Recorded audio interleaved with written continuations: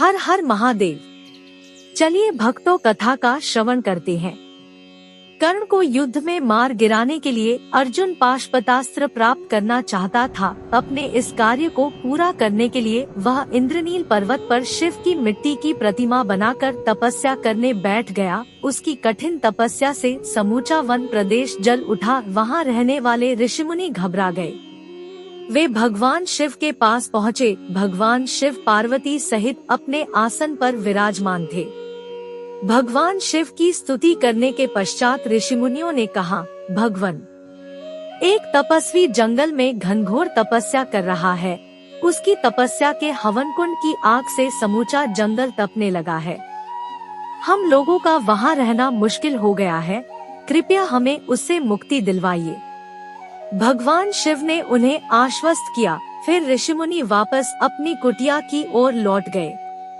जब ऋषिमुनि चले गए तो शिव पार्वती से बोले, वह निश्चित रूप से अर्जुन ही है देवी। उन ऋषियों का अनुमान बिल्कुल सही है। पार्वती बोली, लेकिन वह कठिन तप किस लिए कर रहा है स्वामी? इसका पता लगाना चाहिए। आपने ऋषिमुनियों को आश्वासन भी दिया है।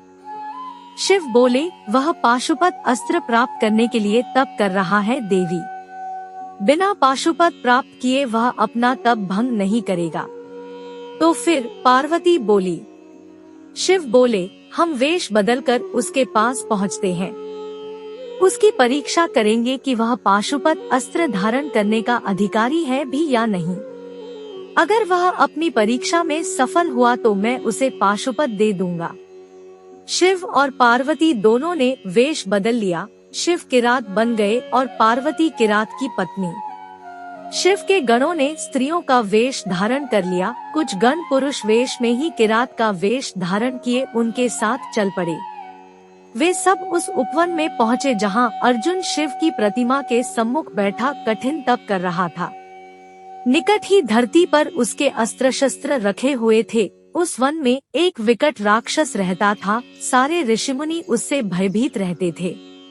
राक्षस ने अर्जुन को अकेले बैठे तप में लीन देखा तो उसने एक सूअर का वेश बनाया और वह सीधा अर्जुन की ओर झपटने को तैयार हुआ। तभी शिव और पार्वती की निगाह अर्जुन पर झपटने को तैयार उस सूअर रूपी राक्षस पर पड़ी। यह देख पार्वती बोली, देखो देखो भगवान, वह राक्षस अर्जुन पर झपटने की तैयारी कर रहा है। उसे समाप्त कर दो, अन्यथा वह आपके भक्त को मार डालेगा। शिव बोले, वह ऐसा नहीं कर सकेगा देवी। इससे पहले कि वह अर्जुन के पास पहुँचे मैं उसे समाप्त कर दूंगा।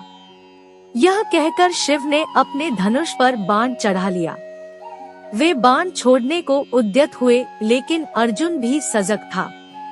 सूअर के भागते कदमों की उसे भी आहट मिल चुकी थी। अर्जुन फुर्ती से उठ खड़ा हुआ और अपना धनुष लेकर उस पर बाण चढ़ा लिया। किरात रूपी शिव और अर्जुन दोनों के बाण एक साथ छूटे और सूअर रूपी राक्षस के शरीर में जा घुसे। सूअर के मुंह से दिल दहला देने वाली चीत्कारें फूट निकली। समूचा जंगल कांप उठा। मरते ही उसका मायावी रूप समाप्त हो गया और वह एक पहाड़ की तरह जमीन पर धड़ाम से आ गिरा। किरात बने भगवान शिव के गणों ने जय जयकार करनी आरंभ कर दी। किरात और अर्जुन दोनों एक साथ मृत सूअर के पास पहुँचे। अर्जुन मुस्कुराते हुए बोला, निशाना तो तुमने ठीक ही लगाया, किंतु तुम चूक गए। तुम्हें इतने विलंब से तीर नहीं चलाना चाहिए था। देखो मेरा निशाना कितना सच्चा है। एक ही बाण में सूअर को यमलोक पहुंचा दिया। किरात बोला, लेकिन यह तो मेरे बाण से मरा है। मेरे सब साथी जानते हैं कि बाण मैंने पहले चलाया था। सूअर मेरे बाण से मरा है, न कि तुम्हारे बाण से। अर्जुन की भ्रिकुटी तन गई। वह क्रोध में आकर बोला, बाण मेरा लगा है, सूअर मेरे ही बाण से मरा है, न कि तुम्हारे बाण से। शिव बने किरात ने भी गुस्से से भरकर कहा, तो फिर ठीक है, इसका फैसला युद्ध से हो जाए। जो जीत जाए वही इसे मारने का वास्तविक अधिकारी माना जाएगा। फिर दोनों में भयानक युद्ध छिड़ गया। दोनों ओर से तीरों की वर्षा होने लगी। एक बाण छोड़ता तो दूसरा तत्काल उसे काट देता। काफी देर तक यह युद्ध चलता रहा। अर्जुन के सारे बाण समाप्त हो गए। वह चिंतित होकर सोचने लगा, आश्चर्य है, मेरे सारे बाण समाप्त हो गए, किंतु किरात को एक खरोंच तक भी नहीं आई है। यह कैसा चमत्कार है। यह सोच उसने धनुष उठाया और उसकी डोरी से किरात को फंसा लिया, लेकिन अगले ही क्षण उसे एक तीव्र झटका सा लगा। किरात ने न सिर्फ स्वयं को ही मुक्त करा लिया, बल्कि अर्जुन को भी ऊपर उठाकर दूर पटक दिया। अर्जुन का पूरा जिस्म दर्द से भर उठा। गुस्से में भरकर उसने तलवार उठा ली और किरात पर टूट पड़ा, लेकिन किरात के शरीर से टकराते ही उसकी तलवार टूट गई। अर्जुन गुस्से से पागल हो उठा। वह पेड़ उखाड़ उखाड़ कर किरात पर प्रहार करने लगा, किंतु किरात तो जैसे फौलाद का बना हुआ था, उस पर रंच मात्र भी असर न हुआ। वह उसी तरह खड़ा मुस्कुराता रहा। अर्जुन बहुत थक चुका था। उसका रोम रोम पीड़ा से बेहाल हो गया। बेबस होकर वह पुनः भगवान शिव की प्रतिमा के पास पहुंचा और उनकी स्तुति करने लगा, हे त्रिशूलधारी, यह कैसा चमत्कार है। एक साधारण सा किरात और इतना बल। अब तुम ही मेरी रक्षा करो प्रभु। अर्जुन ने फूलों की माला शिव की प्रतिमा के गले में डाली। आराधना करते ही उसके शरीर में नवीन स्फूर्ति पैदा होने लगी।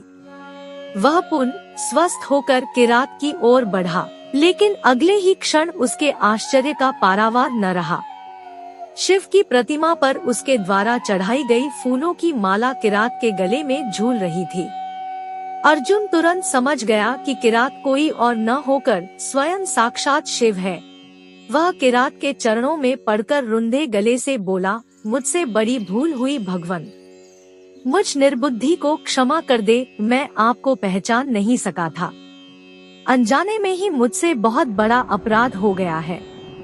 भगवान शिव अपने स्वरूप में प्रकट हो गए। उन्होंने अर्जुन की बाहें पकड़कर उसे उठाया और कहा, उठो पुत्र, तुम्हारी परीक्षा पूरी हुई। तुमने कोई अपराध नहीं किया है। किरात का स्वरूप मैंने तुम्हारी परीक्षा लेने के लिए ही धारण किया था। तुम परीक्षा में सफल हुए। मैं तुम्हारी भक्ति से प्रसन्न हूँ। मांगो पुत्र, क्या मांगते हो। अर्जुन बोला, भगवान, मुझे पाशुपत अस्त्र चाहिए, ताकि युद्ध में मैं अपने शत्रु का संहार कर सकूं। शिव बोले, पाशुपत तुम्हें मिल जाएगा पुत्र, लेकिन तुम्हें पहले उसे चलाने की विधि सीखनी पड़ेगी, अन्यथा वह तुम्हारे लिए ही विनाशकारी सिद्ध हो जाएगा।